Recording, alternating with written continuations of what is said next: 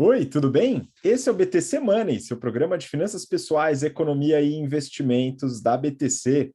Meu nome é Gustavo Habib, eu sou instrutor de negociação e comunicação, e no episódio de hoje falaremos sobre com a parada da subida da Selic, se tudo der certo, pelo menos até onde a gente está gravando aqui, o que deve acontecer com os outros ativos, as demais classes de ativos. A gente vai falar um pouco sobre a análise em relação a ações, fundos imobiliários, ativos no exterior também, câmbio, né, claro, e também a gente vai falar um pouquinho sobre criptoativos nesse mercado. E para me acompanhar nessa jornada, estou aqui com meus caríssimos colegas Rafael Lopes, instrutor de renda fixa, risco, performance, do nosso curso de mercado financeiro, GFP, e também dos outros cursos de finanças aqui da BTC. Fala, Rafa. Fala, pessoal, prazer estar com vocês aqui novamente. Isso aí, a gente está com inscrições abertas para o curso de opções, que começa no dia 19 de julho, e depois disso, ainda no segundo semestre, inscrições abertas também para os outros dois cursos, um de finanças mais geral, o GFP, que é voltado para aqueles que querem atuar no mercado de trabalho, dentro do setor, né, de mercado financeiro, e também o curso de Value Investing, esse um pouquinho mais para frente. Então, estamos esperando vocês. E bora lá, mais um BTC Money. Vamos lá, isso aí, Rafa. E também com a gente aqui, Marco Barros, nosso instrutor de investimentos do GBP. Eu achei que eu ia apresentar nosso quarto membro aqui, o Toninho, mas parece que ele já foi para outro programa, hein? Marquinho, bem-vindo de volta. É isso aí, mestre Habib. Olá, mestre Rafa.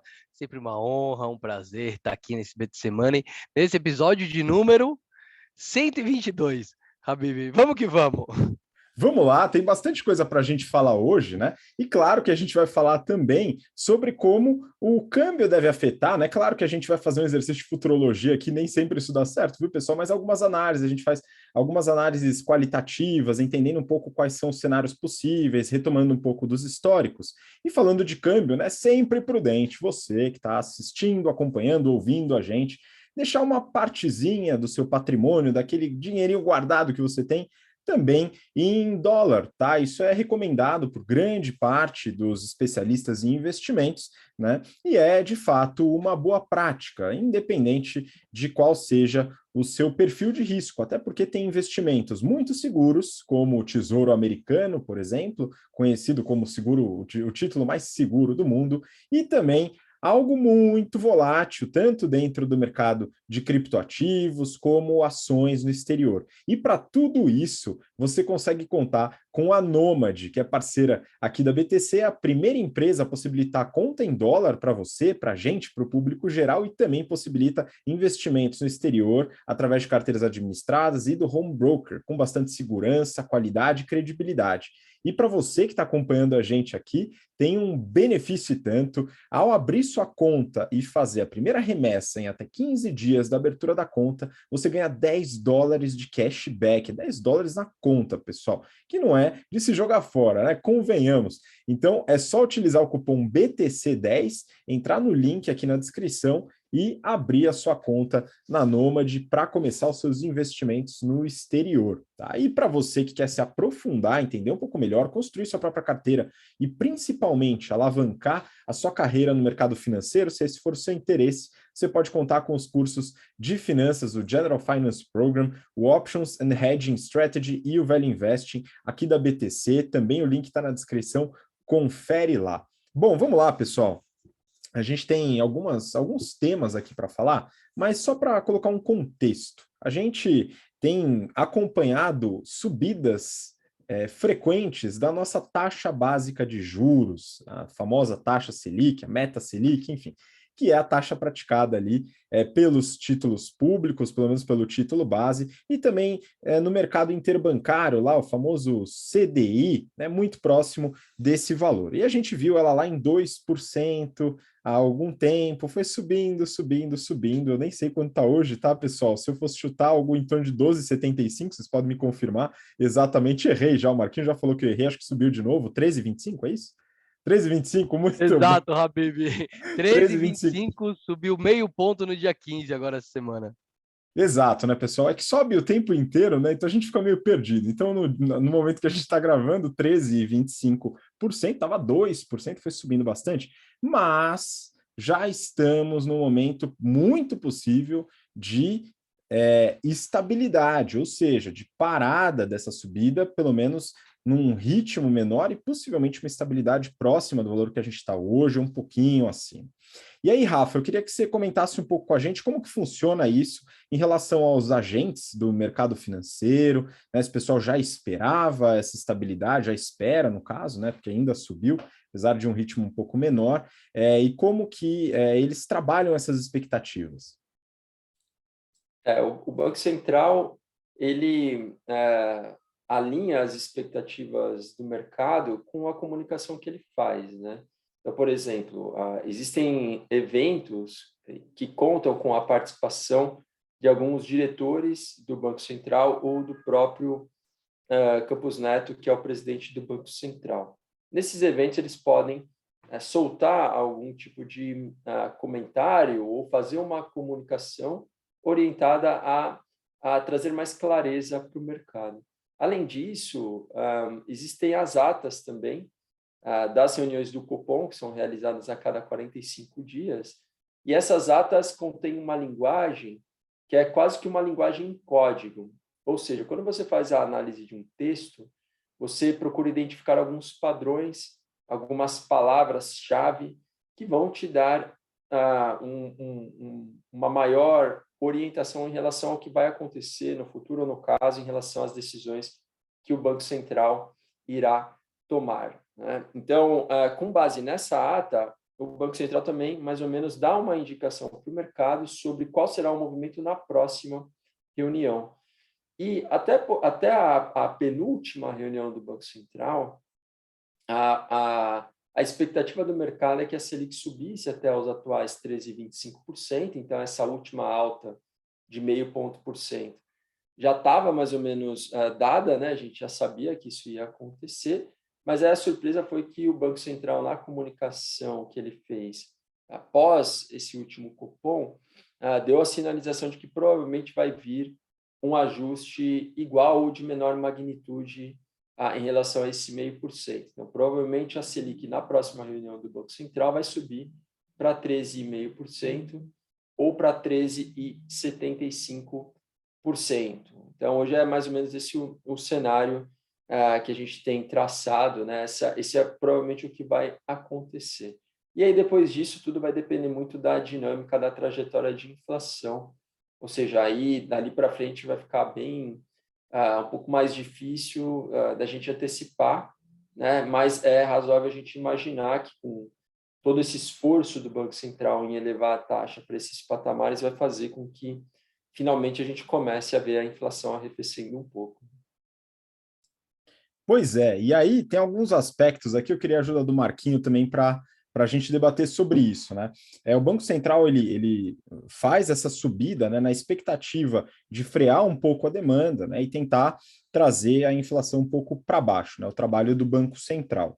Mas nem sempre isso acontece, pelo menos de forma tão linear assim. Tem algumas pessoas que acreditam que não é realmente uma relação exata entre esse mecanismo e a inflação, mas o que a gente sabe, o que é certo, é que a subida da taxa de juros ela acaba freando um pouco a economia e os investimentos, principalmente dos agentes privados, né, no intuito de que muitas vezes vale a pena você deixar parte do seu dinheiro que seria investido num título público, que vai render bastante, ao invés de colocar esse dinheiro em alguma atividade produtiva que vai exercer algum tipo de risco, né? E vai trazer, enfim, emprego e atividade econômica, etc., mas um risco envolvido, e eventualmente não tem essa preferência. Então, Marquinho, como que a gente pode entender, né, essa freada na economia durante essa alta da Selic e o que a gente pode esperar com o final desse ciclo de alta? Boa, Habib, excelente pergunta, né? E só para a gente ver como que o Banco Central tem feito um bom trabalho, a meta de inflação deles, né, dado pelo Conselho Monetário Nacional, nesse ano de 2022 é que a inflação fique entre 3,5%, mais ou menos 1,5%. Ou seja, que a inflação esteja entre 2% e 5%. né? E aí pensa numa entidade que bateu a meta, ficou lá por 5, dobrou. A inflação hoje, Habib, está chegando na casa dos 11,73%, né, ao ano, medido pelo IPCA. E aí o Banco Central ele usa essa técnica realmente de aumentar a taxa de juros, né? Não é uma coisa só aqui no Brasil, é uma técnica utilizada pelos bancos centrais do mundo inteiro, inclusive a gente está vendo isso agora lá nos Estados Unidos, né? E como que existe essa relação entre aumentar a taxa de juros e diminuir a inflação? Bom, quando você aumenta a taxa de juros, o crédito ele fica muito mais caro, né? Então, com a taxa de juros de 2% ao ano, se você pegou R$ 100 emprestado, ano que vem você pagar 102, né? Com uma taxa de juros básica hoje de 13,25, ninguém te empresta por menos de 13,25%. Então, se você pega R$ 100 emprestado, no que vem você vai ter que pagar 113,20, você vai ter que pagar muito mais do que se pagava com a taxa de juros menor. E para o ponto do investidor, né, a pessoa que tem dinheiro, elas tende a sair do mercado real, né, na empresas, investimento, capital, e ir para títulos de renda fixa, deixar o dinheiro parado, né? É por isso, inclusive, que a gente ouviu recentemente, o dinheiro para venture capital, né? Dinheiro para empresas startups está secando, né? Que são empresas de alto risco, né? Então, pô, eu quero. Quando você tem uma taxa de juros de 2%, você fica mais incentivado a investir em empresas que vão possivelmente te dar um alto risco e um alto retorno. Mas quando você tem uma taxa de juros tão alta, você tira dinheiro da economia e deixa o dinheiro parado. Essa é a ideia, né, que os bancos centrais utilizam, não é a única ferramenta que eles utilizam para controlar a inflação, né? Eles ainda podem controlar o que a gente chama de compulsório, ou seja, o dinheiro que o banco é obrigado a deixar lá no Banco Central, como reserva, e existem algumas outras maneiras que ele pode fazer, tipo comprando e vendendo ativos também, tá? Mas essa eu diria que é a principal, o controle da taxa de juros. E aí, qual que é a ideia? A Bibi, aumentei a taxa de juros, eu tiro o dinheiro do mercado, né? Ou seja, as pessoas que pegavam empréstimo vão deixar de pegar empréstimo, os investidores, as pessoas que têm dinheiro para investir vão ter a tendência de parar de investir na economia real e deixar o dinheiro parado em renda fixa, e você consegue, pela diminuição da demanda, diminuir a inflação. É isso que eles imaginam, tá?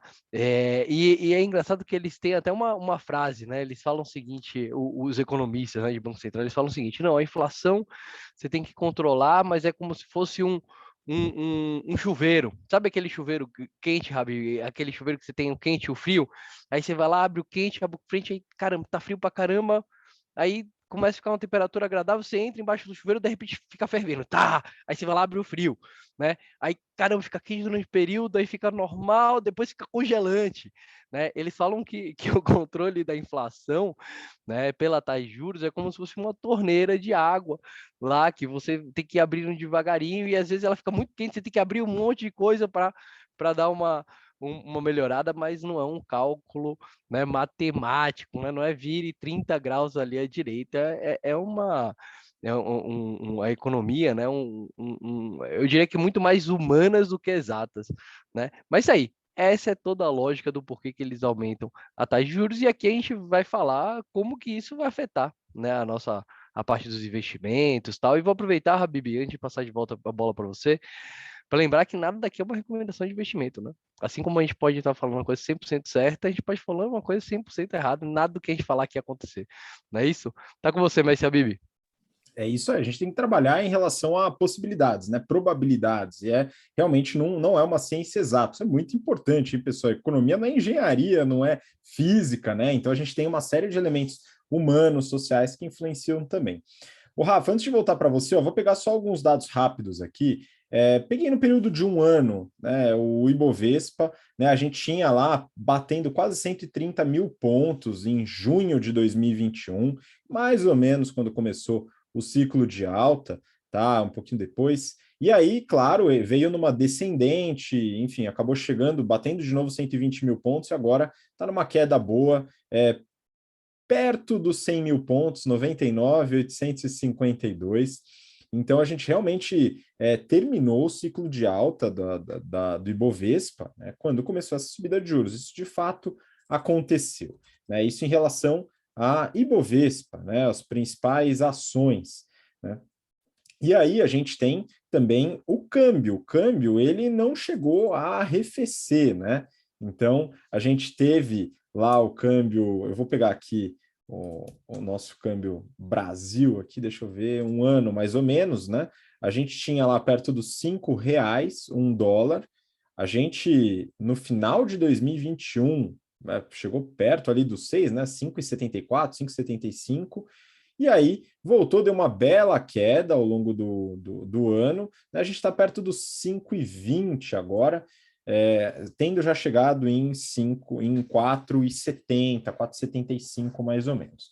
Então, assim, a gente vê que existe uma alta volatilidade, tanto na Bolsa como no câmbio.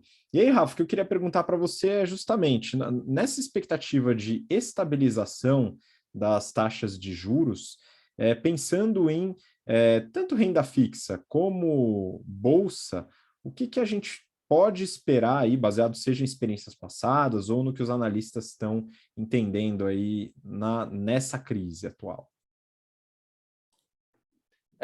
Realmente, com esses níveis, né, de taxas na renda fixa provocam uma série de distorções no mercado. A primeira é que a gente acaba vendo ganhos muito mais expressivos na própria renda fixa do que no equity. Não deveria ser assim, né?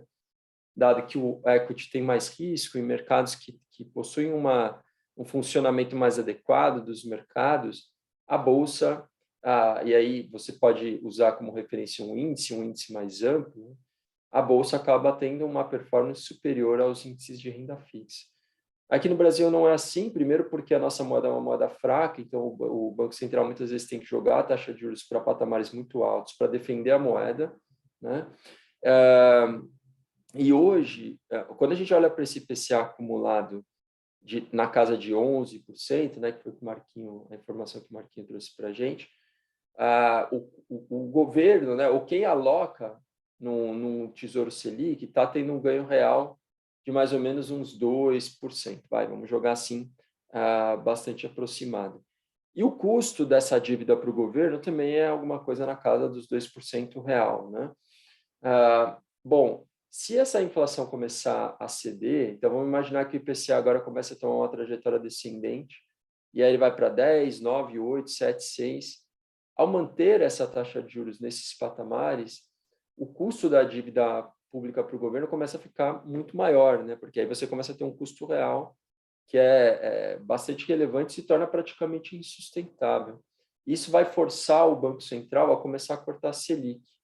Então, vai depender muito, essa dinâmica futura de Selic vai depender muito do comportamento da inflação, mas é uma coisa assim que, isso obviamente a gente já sabe, né? Sempre é assim, mas é uma coisa que o Banco Central vai ser forçado a fazer esses cortes, e dependendo da velocidade com que isso aconteça, vai ser mais rápido ou não, né? Então, imagina que, sei lá, daqui a 6 meses o IPCA já voltou para casa, o acumulado, eu não sei precisar ver os números, né, para ver quão factível é isso, mas vamos imaginar que daqui 6 meses o IPCA já esteja na casa dos 8%, mais ou menos, acumulado. Ali já vai ser um momento que o Banco Central já vai começar a olhar para a possibilidade de cortar a Selic. Então, apesar de ele estar sendo muito agressivo na alta agora, pode ser que um movimento de reversão aconteça num prazo não tão longo, né? E existe uma série de discussões no mercado sobre a magnitude desse aperto monetário. Tem muita gente falando que 13,25 já está bom, e que se o Banco Central subir essa taxa para 13,75, talvez ele vai colocar um freio tão grande na economia que vai acabar jogando o nosso país, né, ou numa recessão, numa desaceleração econômica muito forte, o que obviamente não vai ser bom para ninguém. Então, será que o Banco Central tem que subir mais essa Selic ou não? A gente sabe que a política monetária tem um efeito defasado na economia de 6 a 9 meses, mais ou menos. Então, esse IPCA que a gente está vendo agora, essa inflação que já está começando a dar mostras, né, de arrefecimento, a inflação divulgada no mês de maio, tanto pelo IGPM quanto o IPCA, essa inflação, a gente está vendo o efeito da política monetária de 6, 9 meses atrás. Então, a Selic estava muito mais baixa. Com essa Selic de 13,25 agora, isso só vai bater na economia daqui a 6, 9 meses, mais ou menos.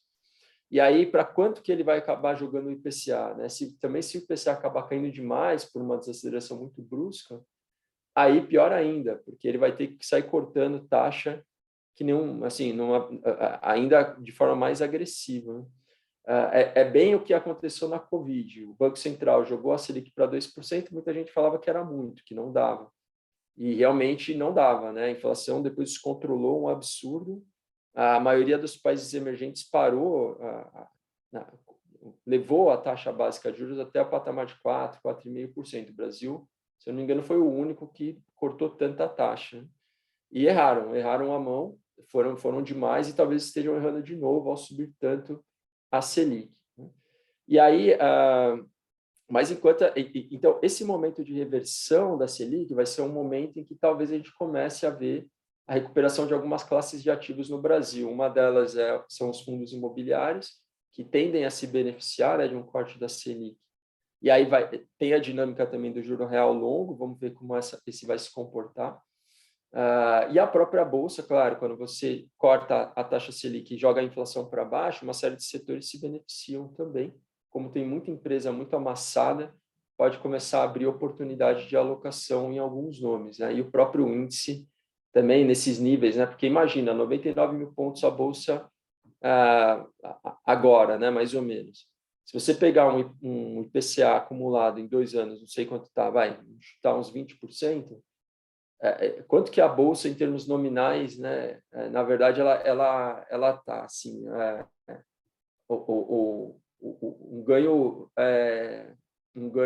enfim, se você fizer um ajuste pela inflação e comparar com o nível da bolsa 2 anos atrás, ela era a mesma coisa que uma bolsa a 80 mil pontos, sei lá, alguma coisa assim, né?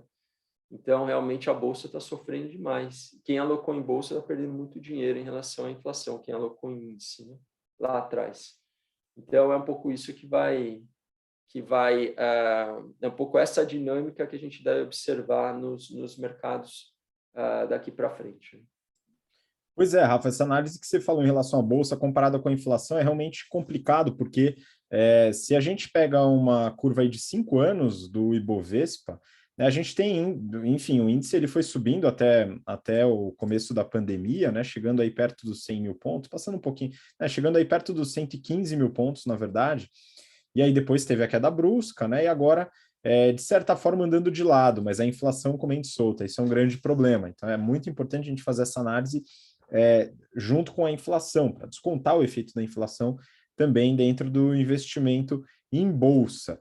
E aí, Marquinhos, é o seguinte, né, tem gente falando, se a gente pega o S&P 500, e aí é mais interessante ainda, porque hoje ele está batendo na casa dos 3.670 pontos, né? Só que ele cresceu muito durante a pandemia, mas muito mesmo, né? Ele chegou num patamar de 3.380 antes da pandemia, caiu para 2.700, né? 2.300, e aí subiu, chegando aí num pico próximo a 4, quase 4.800. E aí lá, pelo menos até 6 meses atrás, não tinha inflação. Agora tem. Essa análise que o Rafa fez também precisa ser feita lá nos Estados Unidos. A pergunta que eu te faço é: será que é momento para entrar? Será que a gente pode entender que tá barato, seja a bolsa brasileira, seja a bolsa americana, ou será que tá racional? Habib, o que a gente tem hoje aqui no Brasil em relação aos Estados Unidos são duas situações, na minha opinião, diferentes, né? Então, enquanto aqui no Brasil a gente já fez essa subida de taxa de juros, né, para controlar a inflação, e aí só para trazer aqui umas expectativas para vocês, aqui no Brasil o Banco Central ele publica frequentemente o relatório Focus, que ele liga para os principais bancos, principais entes no mercado financeiro e perguntam: Banco Habib, quanto você acha que vai estar a Selic no final do ano? Quanto você acha que vai estar a Selic no final de 2023, 2024, 2025? E aí isso tudo é compilado e esse relatório fica disponível na internet aí para quem precisar, tá? É chamado de relatório Focus. Tá? Só para a gente ter uma ideia, a expectativa é que o IPCA acabe em dezembro de 2022 a 7,31, viu, Rafa? Então a expectativa é que realmente a inflação ela caia dos 11 e pouco que ela está para os 7,31. E a expectativa do mercado é que a Selic acabe a 13,25, exatamente no ponto que está hoje, tá? Isso para 2022, Habib. Para 2023, ou seja, o final do ano que vem, o mercado, ou seja, os entes que estão aí participando do mercado financeiro, esperam que o IPCA, a inflação, esteja em 4,6 e a Selic diminua, Habib, dos 13,25 que a gente tem hoje para 9,25. 2024, mais queda, então expectativa de inflação 3,5 e Selic a 7,5. E em 2025, expectativa de inflação de 3% e Selic a 7%. Né? Ou seja, aqui no Brasil, a gente fez já o aumento da taxa de juros e a expectativa é que se aumentar não aumente muito, mas que a longo prazo até que essa Selic ela acabe caindo. Isso gera bastante pontos positivos para investimentos aqui no Brasil, né? E aí depois a gente pode entrar e falar de fundo de investimento imobiliário, ações aqui no Brasil, apesar da loucura que é investir em ações com uma Selic de 13%, né? Tá deixando de ganhar 13%. Mas enfim, agora a sua questão, você perguntou Estados Unidos, né? Cara, vale a pena investir no S&P? Ele bateu lá 3.380 e depois caiu, agora tá foi até quase 5 mil pontos e agora caiu mais um pouquinho. Vale a pena? Eu diria o seguinte, Habib, eu esperaria. Por quê? Porque os Estados Unidos está começando aquele processo de aumento de taxa de juros que aqui no Brasil a gente já começou lá no ano passado. Então, agora que acabou de aumentar a taxa de juros lá em 0,75, que para a gente aqui é um espirro, para eles lá é um absurdo de aumento de taxa de juros. E é justamente por isso que a gente teve uma queda bastante boa, né, recente das ações americanas. É por isso, inclusive, que o mercado de cripto derreteu. É por isso que o mercado de startups está vendo pouco capital para investimento. Né? Por quê? Porque você tem toda esse aumento de taxa de juros lá e toda a expectativa de atração de investimentos para renda fixa e não para outros tipos de ativo, faz com que seque, né? Aqui no mercado financeiro a gente fala que seca a grana nesses outros tipos de ativos que são de mais risco, justamente porque o pessoal vai para a taxa de juros. E isso, Habib, tem um efeito, inclusive, no câmbio. Né? Se os Estados Unidos aumenta a taxa de juros, eu, como investidor, eu fico mais tentado a investir em uma taxa fixa lá nos Estados Unidos em dólar, por exemplo. Então, o que eu faço? Eu pego o meu real, troco por dólar e aí invisto lá fora, né? Quando essa demanda por dólar aumenta, o câmbio ele tende, inclusive, a subir, né? Então, é uma outra coisa que eu acho que pode acontecer no futuro próximo. Sim, o dólar pode aumentar, o câmbio pode aumentar, mas não necessariamente, Habib, alocando isso em títulos variáveis, né? Então, se você está começando, quero colocar alguma coisa no mercado financeiro americano, cara, coloca em dólar, acho que vale a pena, dado o cenário, mas ver a alocação lá dentro, talvez em renda variável, em ações, talvez não seja o melhor local. Ou talvez seja, né? Vai saber. Mas, na minha opinião, subindo a taxa de juros, eu ficaria um pouquinho, esperaria para entrar no mercado de renda variável, entraria no mercado de renda fixa pós-fixada em dólar. Essa seria a minha sugestão de alocação, é o que eu faria para mim mesmo. Boa, Marquinho. Eu perguntei, enchi o saco, porque eu acho que eu subscrevo exatamente tudo que você acabou de falar. Acredito que é muito importante a gente ter um pedaço do nosso patrimônio em dólar, mas talvez, né? Investir em renda variável você tem um risco atrelado, e hoje o risco ainda maior, dado esse movimento eventualmente de subida das taxas de juros nos Estados Unidos, pelo Fed, pelo Banco Central Americano. Então, é uma possibilidade de altos ganhos, eventualmente. A gente não sabe, a gente não vai conseguir afirmar. Porém, tem um outro aspecto que eu acho que você que está ouvindo a gente, ou assistindo, deve levar em consideração também.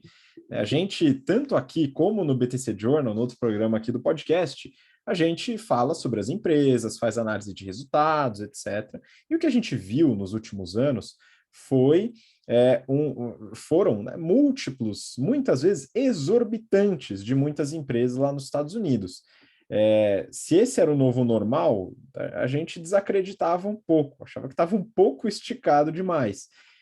E uma crise pode trazer o pessoal um pouquinho mais para o chão, é uma possibilidade também.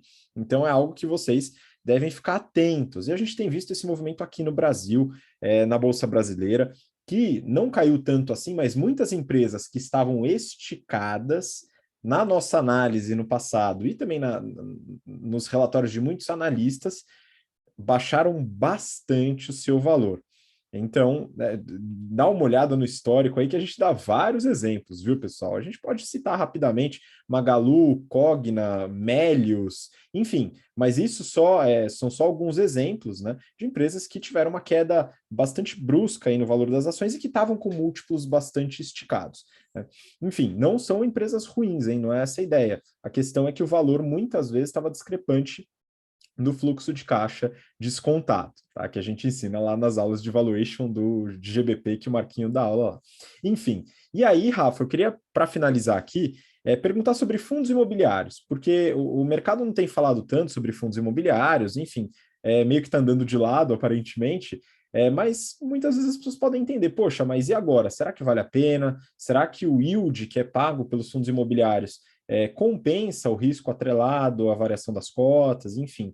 Como é que você vê esse mercado nesse contexto de taxa de juros atual? Os fundos imobiliários eles têm uma diferença muito importante em relação à alocação em bolsa, que é justamente a regra de distribuição dos rendimentos de no mínimo 95% do total obtido como receita por semestre, né? E os fundos fazem também distribuições mensais, o que traz uma regularidade de renda. Você tem uma previsibilidade de renda que será paga ao longo do período que você é cotista do fundo, né?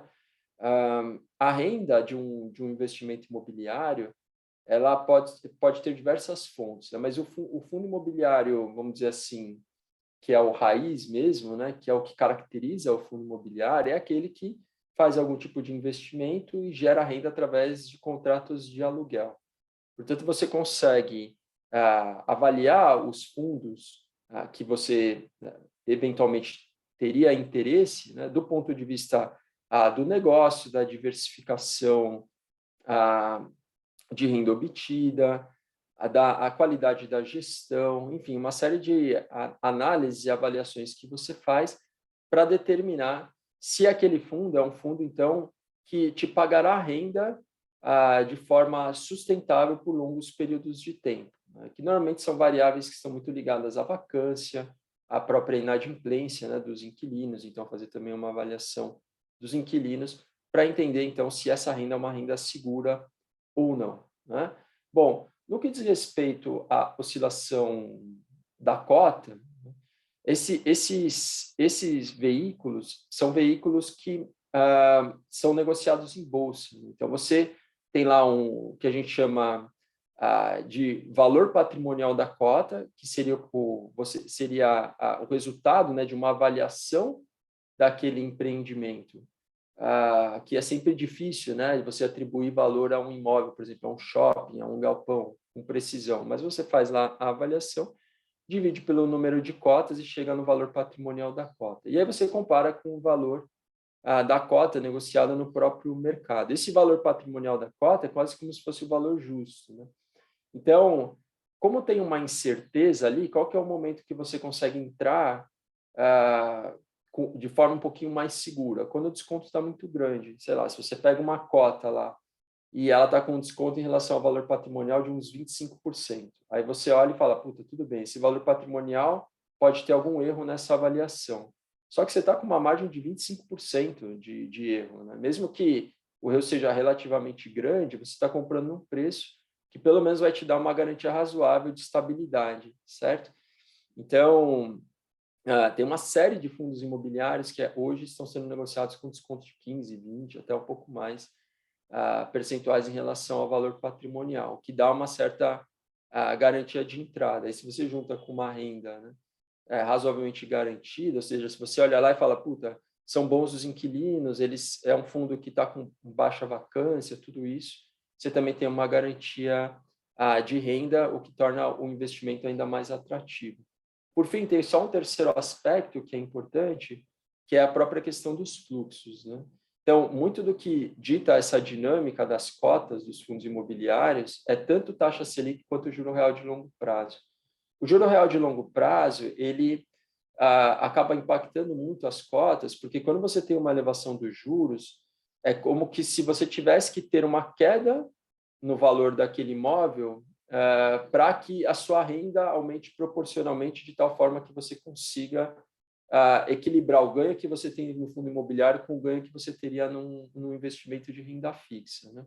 E quando acontece o movimento contrário, que é uma queda nos juros, aí você tem o efeito inverso. É como se tivesse uma antecipação do aluguel que você ganharia para frente, em valor mesmo do empreendimento, e o seu yield cai, né?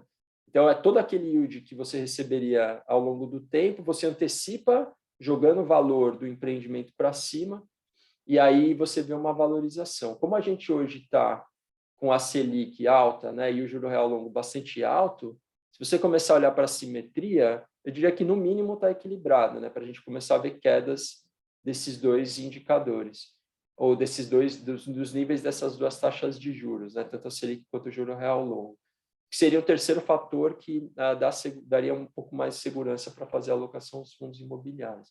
Então, levando tudo isso em consideração, sem dúvida nenhuma, hoje há boas oportunidades de investimento nos fundos imobiliários. Ainda que o ganho, a gente não sabe quando que essas cotas possam se valorizar, mas acho que o risco de uma queda forte, como aconteceu nos últimos meses, já está bem menor. Assim. Então, pelo menos a renda mensal, se você avaliar que tem estabilidade, aquilo ali já está mais ou menos garantido. Muito bom. Enfim, se você quiser saber um pouco mais sobre fundos imobiliários, a gente fez uma minissérie aqui no BTC Money, já é um pouco antiga, mas tem todos os fundamentos sobre fundos imobiliários. Você acompanha, se não me engano, são 6 ou 7 episódios. A gente fala sobre os REITs também, os fundos imobiliários lá fora nos Estados Unidos, que na verdade são empresas. A gente fala sobre valor patrimonial, sobre yield, rendimento, vários exemplos de segmentos de fundos imobiliários, tá? Então dá uma olhada, a gente fez sobre ações também, e vale a pena, o histórico está todo lá, se você é novo ou nova aqui no BTC Money, vale com certeza acompanhar. E eu acho que a gente já falou aqui sobre alguns ativos, né, nesse momento incerto sobre taxas de juros. Marquinhos, se tiver algum ponto aí para complementar e finalizar aí nosso papo, manda bala. É isso, já vou aproveitar e me despedir, né? É importante que a gente entenda como que esse controle do preço do dinheiro, né? Que nada mais é do que os juros, ele afeta todos os nossos outros investimentos. Então, é isso, deixo o meu abraço e até o próximo BTC Money. Valeu, mestre Marco, Rafa, muito obrigado de novo também. Valeu, pessoal, um grande abraço, até o próximo BTC Money. E muito obrigado você que acompanhou a gente até agora, pelo interesse e pela paciência. Semana que vem tem mais BTC Money para você. Lembra de deixar um comentário no vídeo do YouTube deste episódio aqui, sugerindo temas para a gente colocar nos próximos episódios. Um grande abraço, até lá. Tchau, tchau.